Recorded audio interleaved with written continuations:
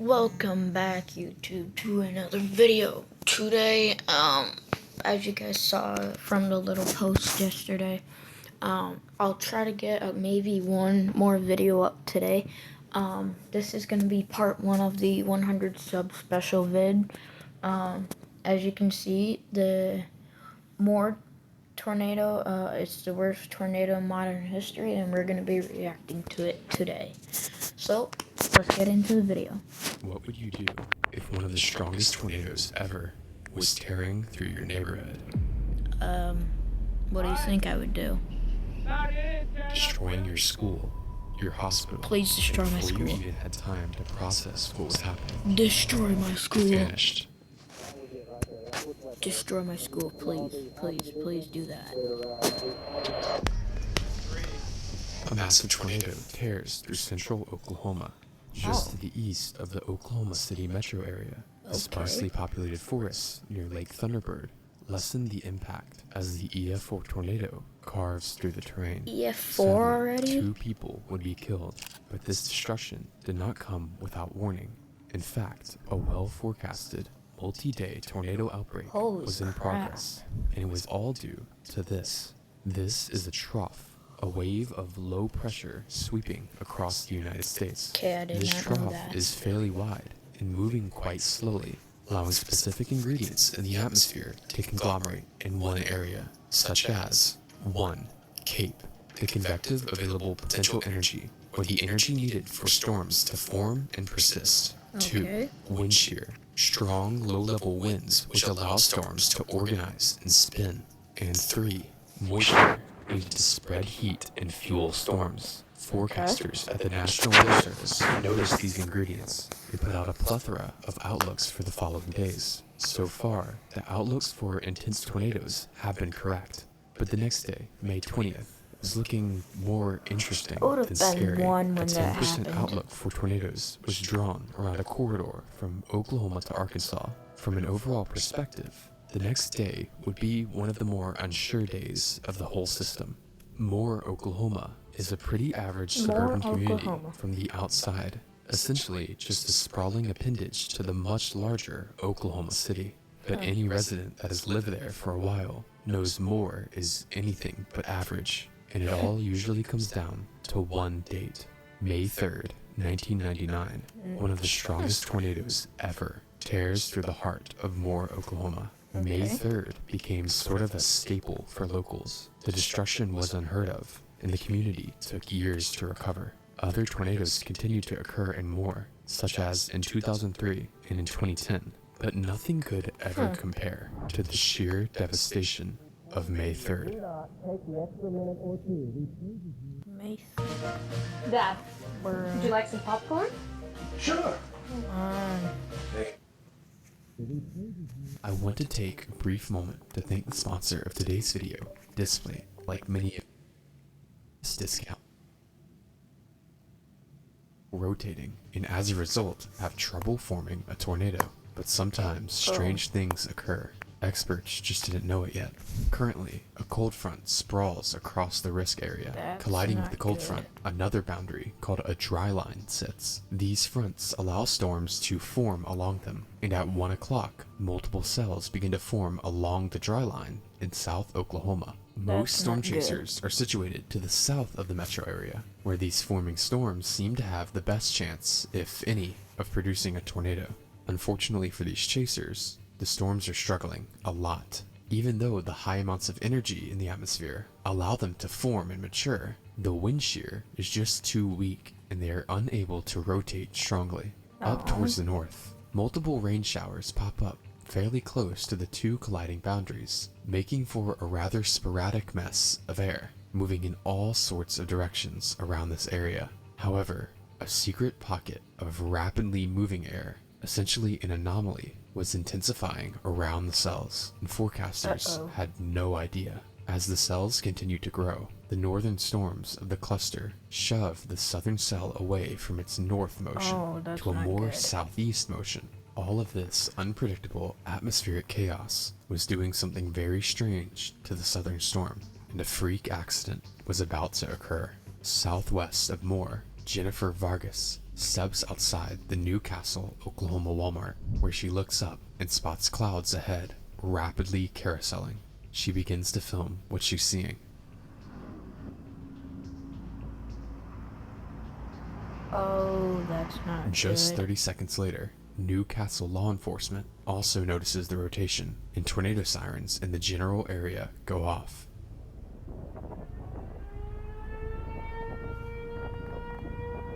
Take Across cover. the highway, in another parking lot, amateur storm chaser Charles Cook is filming the rotation as well. That's when he notices a small nub protruding from the clouds. Oh, that's not good.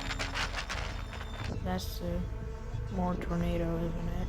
As the funnel cloud continues to stretch towards the ground, tiny swirls of wind can be seen brushing the field in front of him. Uh-oh. The tornado is incredibly weak, knocking down small trees and damaging roofs. It also struggles to actually condense to the ground. Charles records as the tornado fully forms multiple times before picking back up. Michael Lynn, another storm chaser, also notices the rotation behind a tree line. He begins to drive down the interstate, and as the funnel comes into view, he watches as, without warning, the vortex plants firmly to the ground. Maybe more, there looks like there may be another tornado. There looks like there may be another tornado to my north. I have to stop. This thing is getting bigger and bigger. This thing is getting large. It's moving fast. I'm all over this. We got power flashes. We got a major tornado west of In under 30 seconds, the tornado went from hardly brushing the ground to a thick stovepipe, launching debris. It doesn't stop intensifying as it crosses the road right in front of Michael. Be in the shelter. I can't move. I've got this thing. I'm west of this tornado. This thing is huge. It's taking the May 3rd path. It's going right into Moore. Call her right now. Bye. Directly in its path is a neighborhood of a large country club homes. As it impacts the first home in the neighborhood, something incredibly unexpected happens. The tornado sweeps the entire home off of its foundation. Grass and soil under the vortex now begin to be ripped up in a process known as ground scouring, as 3 more homes are completely flattened. Not only is this similar to the damage associated with some of the strongest tornadoes ever, just 200 yards back, the only damage the tornado was able to do was knock over a fence. It's as if as the tornado crossed the road, some supernatural force rapidly fueled the storm. And unless the tornado stopped as quickly as it started, every possible path would bring it directly into Moore, Oklahoma. Michael realizes the gravity of the situation. He watches the tornado continue to tear up the neighborhood, cloaking itself in a cloud of insulation and wood. It's incredible. I've got it. Whoa. It's taking on. It's taking on. We're getting major damage. Major damage. As the tornado moves onwards towards the Canadian River, Michael takes off in pursuit of the tornado, racing it towards Moore. At the same don't do time, that. all 3 local news stations are broadcasting live views of the intensifying tornado, Okay, which that's is now good. expanded into a large wedge shape.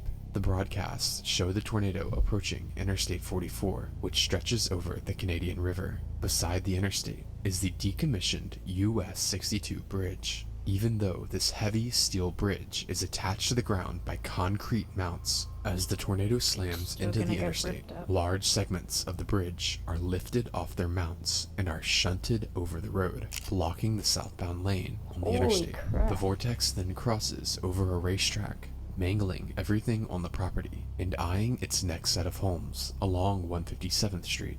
The core begins to scour the grass, leaving dark streaks along the ground. Only 400 yards away, the homes on Drexel Avenue are the next structures to experience the full wrath of the now monster. Unlike the previous homes that were destroyed, these homes are well-built brick structures, which makes what happens next even more terrifying. The first 4 homes to experience the tornado's wrath are grazed by the north edge of the tornado's core, and yet they still buckle and collapse, only leaving a few walls standing. But the next two homes are much less fortunate, being directly impacted by the core. Next to the homes, a grove of trees is completely annihilated, leaving nothing but a pile of debarked trunks, and a car is shredded and thrown into the pile, leaving no trace of its existence apart from an engine block and a mangled part of the frame. The most extreme damage here was actually the southwest home, however. Here, the well-built home is swept off its foundation, leaving a bare foundation slab. It is evident that the tornado is likely very close to EF5 intensity, and now even more homes are in immediate danger. Michael Lynn is still racing the tornado towards more, but he's being slowed down by strong winds and damage. Holy crap. I'm just following this thing. I feel so powerless. It's gonna take out everything in its path. Look at the power lines. The tornado is also starting to drift north, cutting off its path down 149th towards Moore. It's during this jog north, the tornado reaches May Avenue, which marks a neighborhood of very large and well-built homes. Homes this size are much more resilient to tornadic winds than a regular home, but even with the odds stacked in their favor, nothing stands a chance. Cars and trees are once again mangled, and debris is piled and swept, turning the once affluent street into a wasteland. In one home, the residents sought refuge in a bedroom closet, but with the tornado this strength, it's nearly unsurvivable unless you're underground. As the owners are hit, they're hospitalized, but miraculously survive. As the tornado crawls over the neighborhood, the northern edge of the tornado brings down power lines over 149th Street, blocking Michael Lynn's pursuit of the tornado. To reach Moore and his daughter, he reluctantly has to double back and take a different route to continue to race there. At the same time, another car from the other side of the tornado is racing towards it. Nathan Mobley had caught sight of the tornado touching down from within Moore. It is now racing west to get a closer look. As he closes the gap, he approaches the intersection of 164th Street and Pennsylvania Avenue. The tornado is now incredibly violent, and the motion is incredible. Holy crap. Look at it.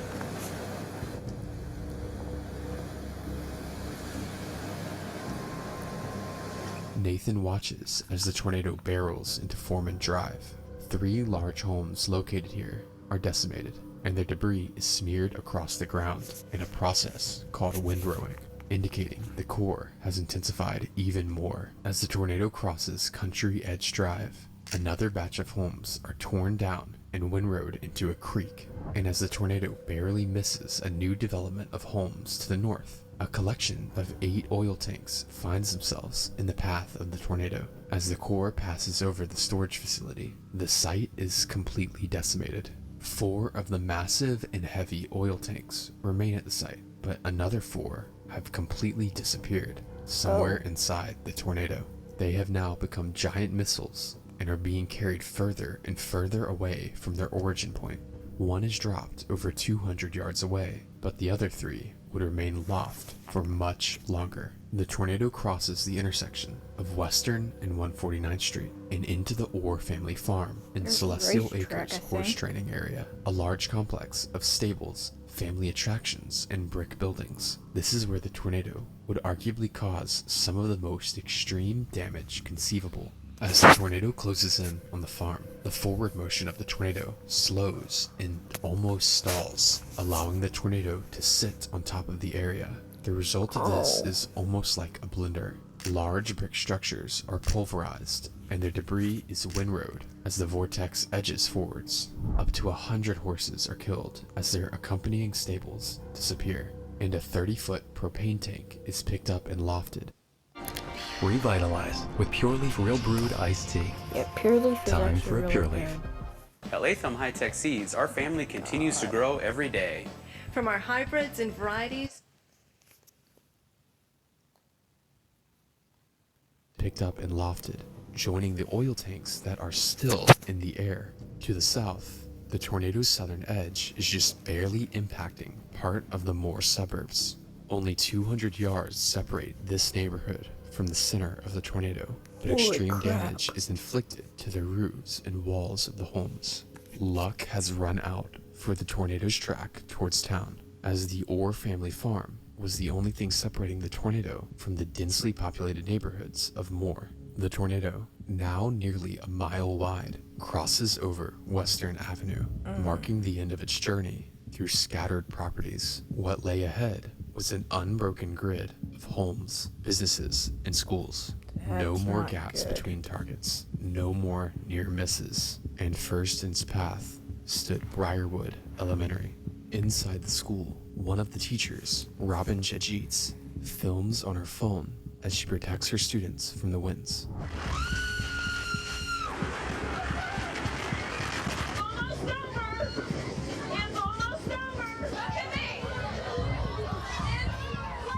Entire sections of the school collapse as the roof above them buckles, and one of the Yeah, I oil think I'd tanks end that up was passing still out. in the air comes crashing down next to the school. The bathrooms in Briarwood, in nothing short of a miracle, held up to the over 200-mile-per-hour winds, saving every single life in the school. The rest of the building, however, which was constructed out of pure brick and steel, was razed to the ground. The tornado passing the elementary school That's meant it was bad. now tearing directly through packed homes, and destruction that followed was genuinely mind-blowing. The tornado sweeps or flattens everything in its quarter-mile wide core. In one home near the school, two sisters, Karina and Sydney Vargas, are killed while sheltering in their bathtub. In another, a mom passed away when her home collapsed over her. Despite the forewarning of the tornado, there's just no way to properly prepare for an EF5 tornado without a shelter. In the Briarwood neighborhood, over 13 homes were completely swept from their foundations, and over 100 were fully destroyed. The propane tank from the Orr family farm lands in the destruction after being in the air for half a mile, while a third oil tank lands near Santa Fe Avenue, over a mile from its origin point. At the time of the tornado survey, the fourth oil tank had not been found. Crossing Santa Fe Avenue, the damage did not cease. Hundreds more homes were destroyed, with some basically turned to powder. The funnel was full of so much debris, trees were basically sandpapered to stubs, and bushes near homes were skinned of their bark. Thousands of cars were also repeatedly lofted and mangled. The tornado's track was deviating here as well, changing from its essentially perfectly straight path to a more northeastern direction. This shift in the path length was far from a good thing, as it was now heading for the Plaza Towers subdivision, where the Plaza Towers Elementary School stood in the very center. As the tornado continued to crawl towards the school, it only seemed to increase in intensity. The ground in a field next to the school began to be scoured away multiple inches deep, and homes not even in the center of the tornado were swept clean, their debris turned into literal powder. It wouldn't be long until the school was completely engulfed by the winds. The school itself consisted of 3 buildings: the main wing of the school, the gymnasium, and an extension of classrooms for the 3rd grade. Unfortunately, the south side of the vortex, where the strongest winds are, sliced directly over the 3rd grade building. As this happened, the eastern wall of the structure collapsed on top of dozens of students and teachers, sadly killing 7 3rd graders. The death toll would make it one of the most lethal tornado impacts on a school ever recorded. The extremity was not just limited to the school, however, as the surrounding. Okay, that's so the first school survived kinda. This school kinda so survived. If there's another school, I swear to my lord, I am actually gonna go crazy. Surrounding neighborhood was completely flattened. Rows of homes to the south of the school were essentially thrown through the air, leaving nothing on the foundations, and even stripping at the tile on the concrete slabs. The devastation in South Plaza Towers would kill 7 other people while they were sheltering in their home, meaning in just a couple of minutes, the tornado had killed 14. Another element that may have contributed to the fatalities here was the appearance of the tornado, as debris and rain shrouded the once photogenic tube, transforming it into an almost mile-wide, hazy fog. While very few visible angles of the tornado exist at this point, one civilian, Danny Tracy, was recording from about a mile away. While the tornado is too large to fit into his vertical video, stitching together the shots reveals the massive rain-wrapped monster tearing through Plaza Towers. Even closer, Kim Aguilar and her co-workers filmed the tornado passing from an oil change store. And while the tornado missed them by less than half a mile, a shower of debris filled the air, raining down on the streets and stores.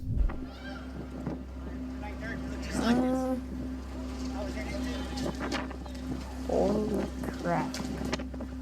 Look at it. Passing Plaza Towers, the path continues to shift to the north, and the damage, while still extreme, shrinks in width. A cemetery is directly hit next, shifting and even tossing massive headstones around and caking them in mud as the ground is continuously scoured away.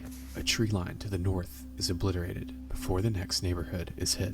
Homes continue to be turned to powder when suddenly the tornado begins to slow down and turn sharply to the north. In any normal tornado, this would be an indication that it's about to lift, but suddenly, while moving less than 10 miles per hour, the tornado shifts again, making a complete loop over the area. The tornado was far from over. Near the tornado's loop, 4 homes were impacted so heavily their debris essentially disappeared. While no one was in the homes impacted, the vortex unfortunately looped over something else, a gas station where multiple people were taking shelter inside. If a normal EF5 tornado wasn't enough, a nearly stationary one has to be unsurvivable. And unfortunately, 3 people died in the gas station. The loop also had another side effect. The path was now heading southeast, directly towards the Moore Medical Center, the town's hospital. As it ripped through the hospital, cars in and around the building were tossed, thrown, and shredded like toys. Not good. In some cases, fusing multiple cars into an unrecognizable pulp. The reinforced stone column of the hospital allowed the structure to remain standing. However, almost every window and entryway was blown out, and the entire hospital was caked in mud, debris, and even piles of vehicles. The tornado begins to speed up past the hospital, and as it emerges from the rain, its appearance is very different from before. Now, a tall brown snake of destruction. Multiple businesses are now being flattened as the tornado crosses over the interstate and into more residential areas. The EF5 winds are now in a much tighter area, leading to an almost selective level of damage, as some homes are completely swept away while others remain standing. Crossing a field, a row of industrial buildings lie in the path, and while the worst winds miss the businesses to the south, the weak metal structures hold little support, collapsing and crumbling from the winds. One man, 63-year-old William Sauce, sadly dies in the building he was leasing. As the tornado crosses into the next neighborhood, storm chaser Craig Nichols takes cover inside a random person's home, and he emerges to find, while the structure he was in was fine, just a couple yards down the road, blocks were leveled. Holy crap. Look at that. Some of the houses are fine, but some of them are being destroyed.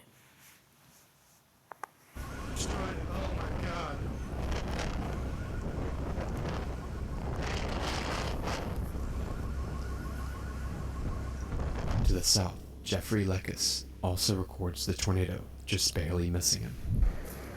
Just barely, bro. You were like half a mile away, but you're still gonna get debris.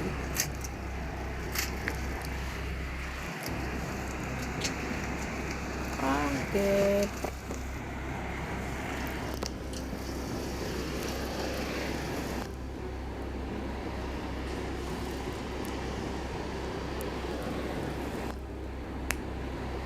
Yeah, I'm good.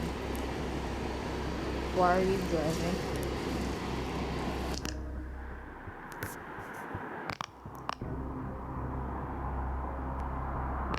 More blocks are raised away as the tornado has now regained an east to northeast direction.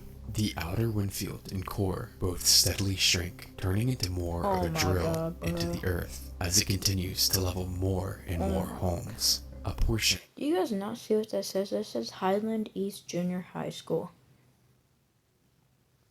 Are you serious right now?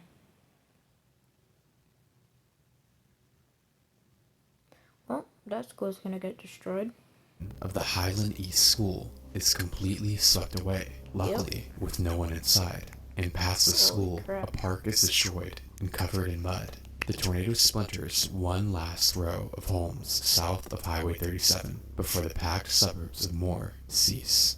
Maintaining a violent intensity, the vortex continues to shrink at a sudden rate. While multiple homes are Good. still being impacted, the terror on the city of Moore is slowly coming to an end, and suddenly, K4 captures the tube, slowly snaking into nothing. And maybe just the east side of Air Depot Road. There it is. It's gone, Mike. So let's see. Well, we're going to stay right here. We're going to see if it recycles, but it's completely roped out. Or it's continuing to rope out as we speak right now. Look at that school, guys. Oh, my God. Right there. Keep coming back to your left, Travis. Keep coming back to your left. If you guys can see this, I don't know how Oh to my explain God. it, how to describe it. This is terrible. This is war zone Moore, terrible. Oklahoma is It's gone. cool. The damage is inconceivable, arguably worse than 1999. Rescue personnel is stretched thin as a hospital, 3 schools, and over 1,100 homes are completely destroyed. The 2013 Moore tornado was incredibly strong, considered by some to be one of the strongest ever recorded, and the scars are still visible today. Thank you for watching. So, that is quite interesting. I'm a sub to his channel, guys, so I can make more videos of this. Can this stop? Yeah. Thanks for, well, hold on. Wait. Thank you for 100 subs, guys. All you guys have done for me, is really helping me out. I'm still trying to figure out how I can live stream, because then we will do live streams to where you guys can join. And please make sure to like and subscribe to my channel and my friend Miller's channel. And we will see you next time. See ya.